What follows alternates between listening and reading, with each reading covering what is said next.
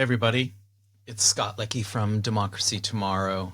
It's May 2025, and unbeknownst to many of you perhaps, it was exactly 80 years ago that the Second World War was winding to a close, particularly on the European front.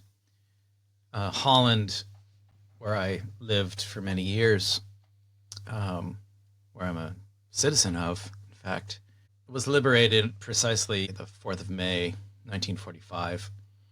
The kingdom's time is coming. Russia's time is coming. 80 years since the end of the most vicious and violent and horrendous war to ever play itself out across our planet. In the months leading up to the end of the war, which of course completely ended with the first and only dropping of what was then atomic bombs, now twice by the United States onto largely civilian locales. First, Hiroshima on the 6th of August, 1945, and 9th of August, they hit Nagasaki. And after that, the fighting all across the world came to an end. In the months leading up to that, in fact, to be precise, late April to late June 1945, discussions took place with 51 countries, virtually every country in the world at the time, in the San Francisco Opera House, which led eventually, after 2 months of negotiations, to the drafting and finalization of the United Nations Charter, the most important law in the world, which you have probably never read. So in honor of this 80th anniversary of the end of the Second World War and the emergence of the post-World War II order that is based almost entirely on the terms of the UN Charter, it's important to remember what the Charter stands for and how it envisaged the world to come and what it sought to achieve. We shouldn't simply dismiss the UN Charter as being no longer relevant. As a matter of fact, we should do exactly the opposite. We shouldn't simply dismiss the fact that because the World War II ended 80 years ago, the lessons that it can teach us are no longer relevant. So many of the things that the Charter sought to prevent, most notably war, illegal military occupation, human rights violations, the killing of civilians, the illegal invasion of countries, continues to this day. This very second that I am recording this, there are millions upon millions of people, to one degree or another, in pretty much every continent on Earth except for Antarctica, that are suffering incredible hardship, terror, destruction, in complete contrast to the world that the Charter envisaged. The Charter did not envisage continued illegal military occupation of sovereign countries. The Charter did not envisage the widespread decimation of civilian populations by military forces more powerful than those they were killing.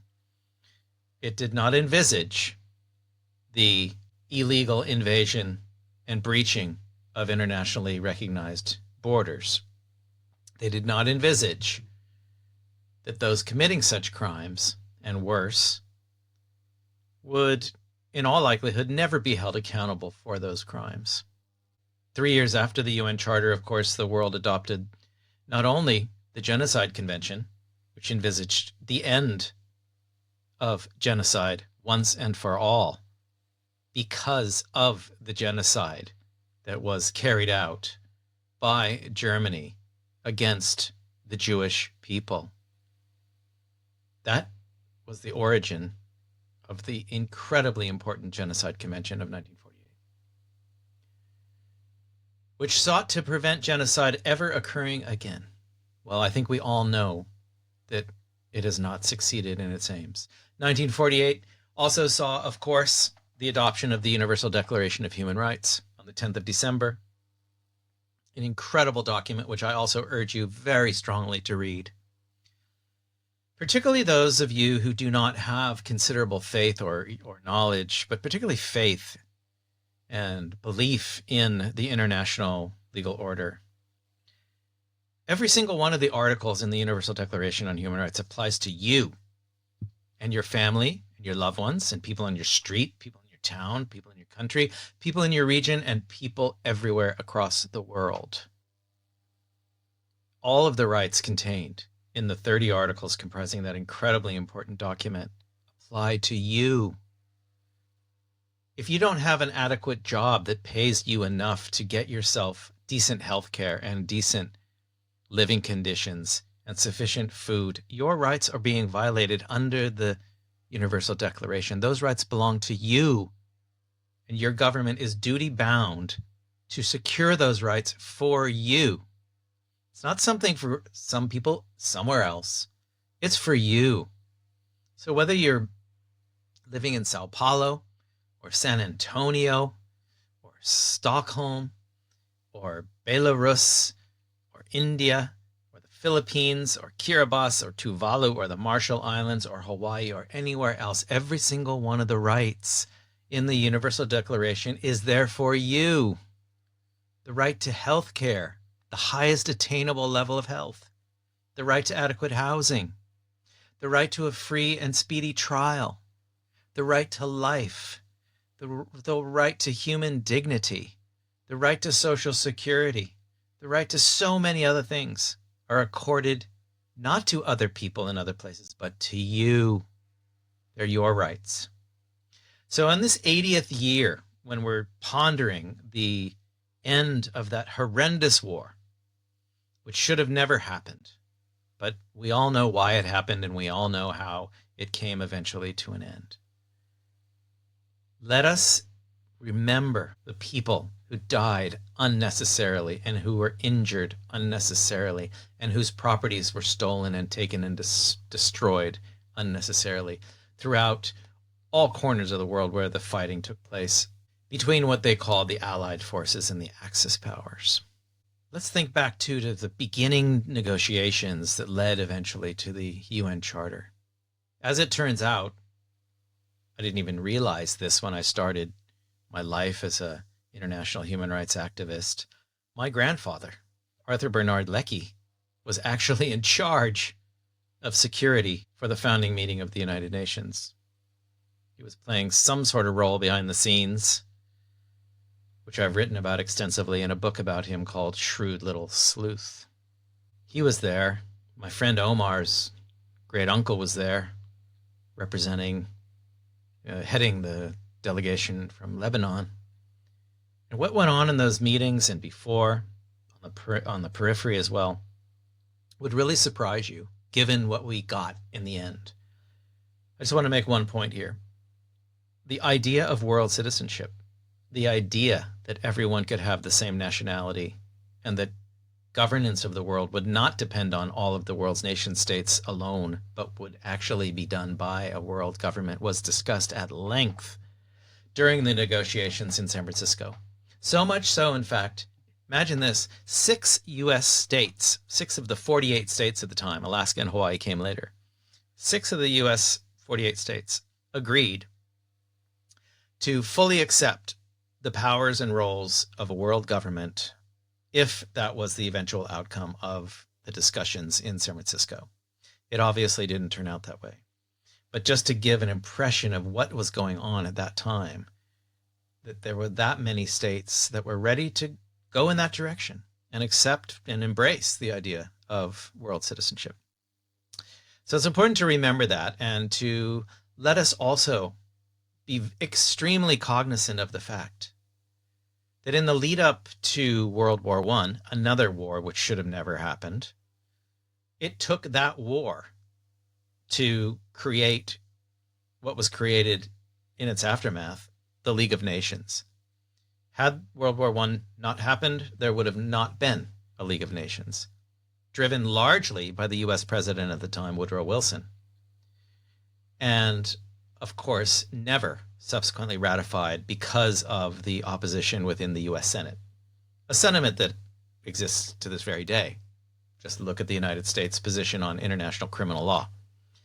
One would imagine that the 122 nation states that have already ratified the Rome Statute that governs the work of the International Criminal Court did that because they believed that war crimes and crimes against humanity should no longer be accepted and that there should be accountability for any of those that occurred, including for their own citizens, should they have committed such crimes.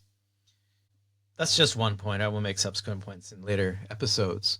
But just to make that point, so much emerged out of what happened during World War I. And then only 20 short years later, World War II. That happened, and out of that emerged the United Nations and the UN Charter. The United Nations could have been a global government in which people directly participated. It could have been a series of decision-making bodies that were truly based on our shared humanity instead of the individual wishes and whims of nation states. Remember how much the world changes as we move forward in history. 51 nation states drafted the UN Charter and voted on it. There are now 193 member states of the United Nations. It's increased by a factor of 300% in the last 80 years. So what might be possible in the next 80 years without a war precipitating the next stage in our collective human evolution of political governance? We need to recall these 80 years. What happened during those 80 years? How have we moved forward, but how have we also moved backwards? We must, if we are to survive as a species, if we are to finally end poverty, if we are finally to tackle climate change, if we are finally to grapple with the reality of ending war and violence as we know it, we have to find new ways to govern ourselves and to organize ourselves so that the more equitable, dignified, fair world envisaged in the Charter and so many subsequent treaties can actually come into being. This may sound like an impossible dream. This may sound completely unrealistic to those that are being subjected to human rights violations right now, who are being subjected to military occupation, whose neighbors are behaving towards them in completely opposite ways to what was envisaged in the Charter. But we need to start thinking now about what other structures we can put into place. We have a long ways to go, but now is the time for us to begin thinking. During these days in which we remember the 80 years that have played themselves out since the end of the Second World War in 1945. By coming together, by unifying, by working together in a cooperative and collaborative way based on kindness, respect, gentleness, with a slight dose of humor even, we can move in directions that the world has never yet experienced, where we actually create on Earth what it has always been potential for us to have created, but what we have never yet done. So let's remember the fallen from the Second World War and all wars that have occurred before and after that. And let's really put our minds together and envisage that far better future, that democratic tomorrow that's far closer than most of us realize. Thanks for watching. Please subscribe, tell your friends. If we can build this movement up to higher and higher levels, we might just get there. Thanks for watching. Bye now.